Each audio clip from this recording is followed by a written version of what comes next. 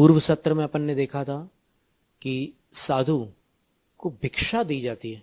यहां पर भी लगभग 50 वर्ष से पहले पड़गान करने वाले अपने मुख से यही कहते थे कन्नड़ भाषा में कि महाराज लोग भिक्षा के लिए उतर रहे हैं, भिक्षा के लिए उतर रहे हैं, ये शब्द का प्रयोग होता था।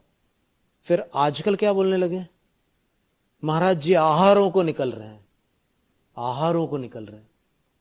तो मूलाचार में इन दोनों में अंतर बताया है। यद्यपि वस्तु वही है लेकिन संज्ञा भिन्न है। तो साधु के लिए वो भिक्षा है, बनाने के वाले के लिए तो वो आहार है।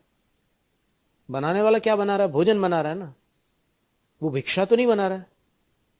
बनाई हुई भिक्षा साधु के अयोग्य होती है, क्योंकि भिक्षा के उद्देश्य से बनाई हुई वस्तु जैन साधुओं के लिए वर्जित है। तो आपने भोजन बनाया, देखो संकल्प में ही अंतर है, थोड़ा सा अंतर है, पूरी विधि वही है, वही शुद्ध पानी, वही शुद्ध दूध, वही शुद्ध घी। तो अंतर क्या होता है, अब हम भिक्षा बना रहे हैं, अगर अभिप्राय ऐसा रखा आपने तो वो दूषित आहार दान हो जाएगा। श्रावक की अपेक्षा से वो आहार दान है, साधु के लिए वो भिक्षा है।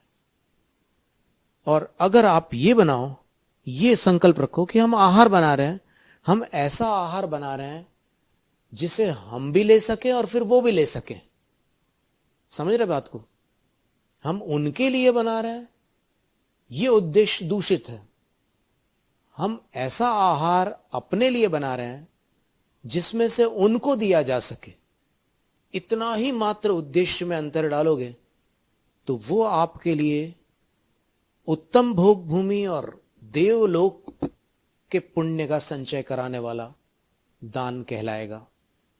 और यदि आपने ऐसा संकल्प किया कि हम महाराज के लिए चौका लगा रहे हैं, तुम लोग आज कोई अशुद्धि मत कर बैठना, आज महाराज का चौका लग रहा है, तो फिर वो भिक्षा दूषित हो जाती है, वो आहार दूषित हो जाता है, तो वो साधु के योग्य नहीं होता।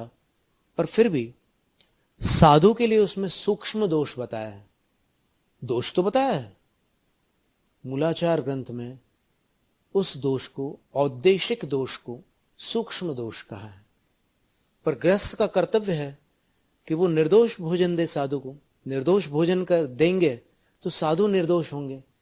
दूषित भोजन के कारण साधु को भी अपनी चर्या में दोष लगने लग जाते हैं, उनके विचारों में, उनकी विशुद्धि में अंतर पड़ता है। और श्रावक चाहता है कि साधु निर्दोष हो, उसको अपने कर्तव्य पर ध्यान देना आवश्यक है। वो साधु की चर्या जितनी निर्दोष कराएगा, साधु में उतनी निर्दोषता आएगी।